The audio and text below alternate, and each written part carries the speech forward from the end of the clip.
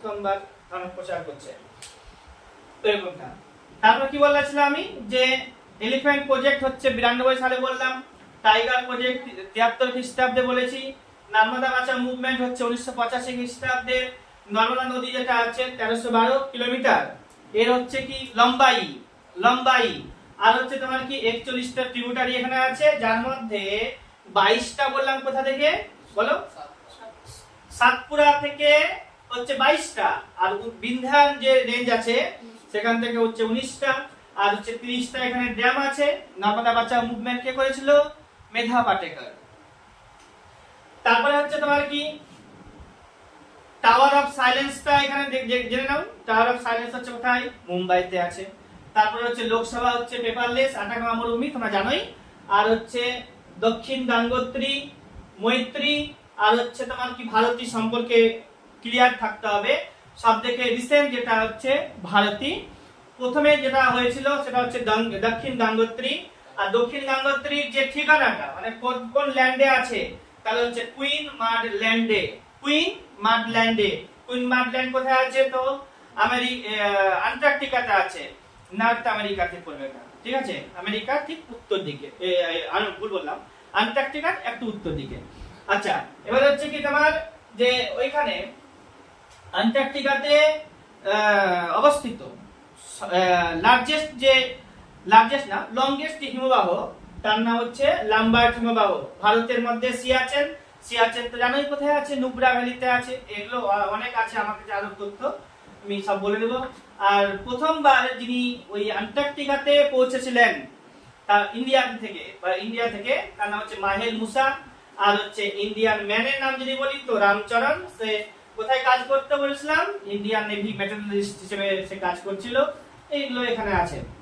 আচ্ছা, আমি বলবো বুদ্ধদেব বললাম, লুম্বিনী পড়েছি, মহাবলীপুরমের আগের ভিডিওটা দেখে নিবে, ওখানে মহাবলীপুরম কারা তৈরি করেছিল, কেন তৈরি করেছিল ইত্যাদি লেখা আছে। জাতকের কাহিনীগুলোকেও তোমাকে দেখতে হচ্ছে, বুদ্ধ দেবের পূর্বজন্মের কাহিনী না। আচ্ছা, ইবাদত খানাকে তৈরি করেছে বললাম আকবর। রাজিয়া সুলতানা এসেছে। রাজিয়া সুলতানাকে আমরা সবাই জানি। রাজিয়া সুলতানা কার মেয়ে বলেছিলাম? হলো ইলতুৎমিশের কন্যা রাজিয়া সুলতানা, প্রথম ভারতীয় মহিলা শাসিকা, তাই না?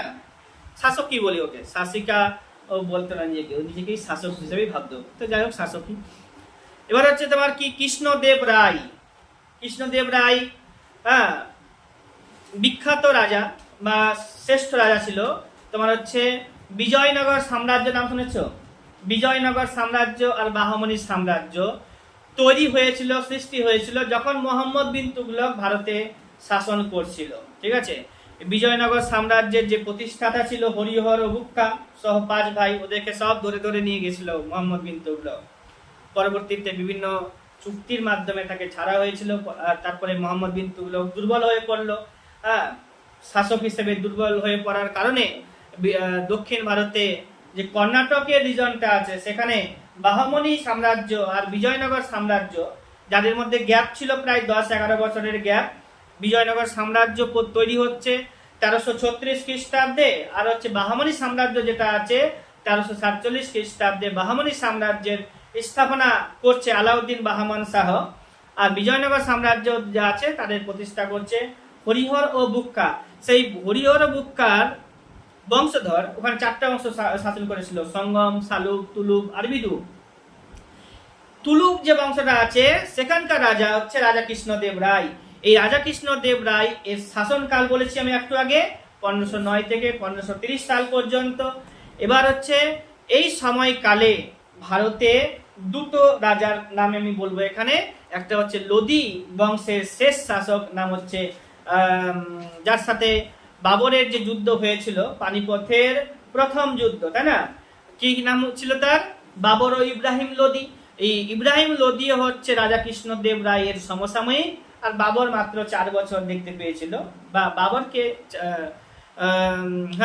কৃষ্ণদেব রায়ও প্রায় 30 সালের দিকে মারা গেছে, কারণ এর 1509 থেকে 30 সাল পর্যন্ত, আর বাবরও 30 সালে মারা যাচ্ছে।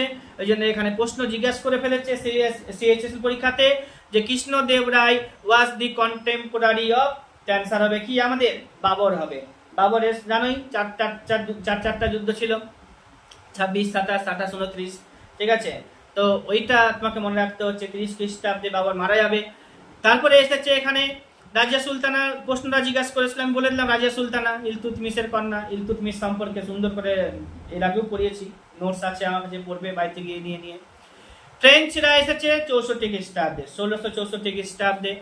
ইংরেজরা ভারতে এসেছে কবে? ব্রিটিশ ইস্ট ইন্ডিয়া কোম্পানি ভারতে আসছে, কিন্তু ওরা যখন ভারতে আসবে না, তখন কিন্তু শাসক হিসেবে আসবে না। কি আসবে? ওরা বিজনেসম্যান হিসেবে আসবে, ঠিক আছে। ব্যবসা বাণিজ্যের স্বার্থে এসেছিল 1612 খ্রিস্টাব্দে ইংরেজরা, 1612 খ্রিস্টাব্দে। আর হচ্ছে তাদেরকে তাড়ানো হয়েছে 1947 খ্রিস্টাব্দে, তাই না? 1947 খ্রিস্টাব্দ যখন ছিল, তখন ব্রিটিশ প্রাইম মিনিস্টার কে ছিল বলো? 1947 খ্রিস্টাব্দে যখন ভারত স্বাধীনতা লাভ করছে, তখন ইংল্যান্ডের প্রধানমন্ত্রী কে ছিল? ইংল্যান্ডের প্রধানমন্ত্রী কে ছিল বলো? Clement Attlee, very good, Clement Attlee. এই ক্লিমেন্ট অ্যাটলিটা 1927 খ্রিস্টাব্দে যখন আমরা সাইমন কমিশন তৈরি করেছিলাম, সেই সাইমন কমিশনের একজন মেম্বার, 7 জন মেম্বার ছিল না, তার মধ্যে ক্লিমেন্ট অ্যাটলি একজন ছিল।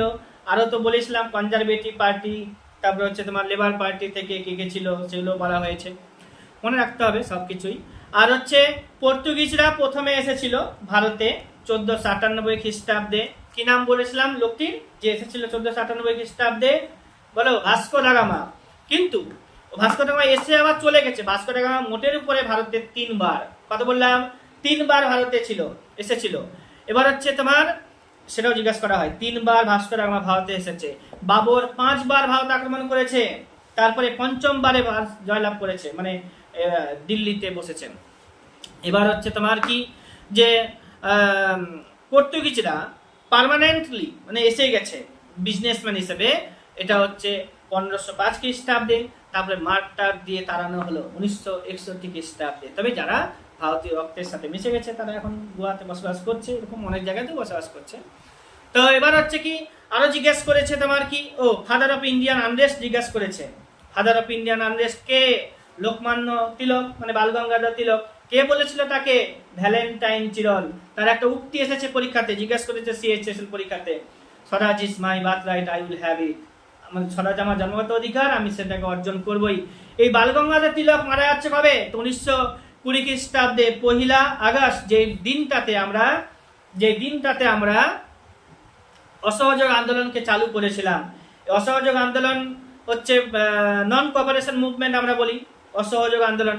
এই অসহযোগ আন্দোলনে প্রথমবার মহিলারা অংশগ্রহণ করেছেন। অসহযোগ আন্দোলনে প্রথমবার মহিলারা অংশগ্রহণ করেছে, স্ব-ইচ্ছায় আন্দোলন করেছে। গান্ধীজি ছিল তাদের হেড। গান্ধীজি খিলাফত আন্দোলন করেছে 1919 খ্রিস্টাব্দে। খিলাফত আন্দোলনের যে মানে লিডার, সেখানেও গান্ধীজি রোল প্লে করেছে।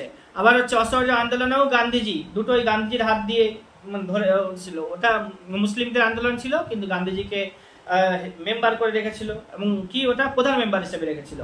দুটোকে একসাথে মার্চ করে দিয়ে গান্ধীজি আন্দোলনটাকে বেশ জমাট করে তুলেছিল। তারপরে কিছুদিন গেল 1922 খ্রিস্টাব্দে একটা ঘটনা ঘটেছিল, ছোট্ট একটা ঘটনা, চৌরি চৌরার ইনসিডেন্ট। তারপরে গান্ধীজি সেই আন্দোলন থেকে সরে গেল, মানে গান্ধীজি আন্দোলনটাকে তুলে নিল। এখানে অনেক যুক্তি তর্ক ইত্যাদি পাওয়া যাবে, দেখবে আমরা ওগুলো পার্টিকুলার ওই আন্দোলন যখন করবো তখন জানতে পারবো।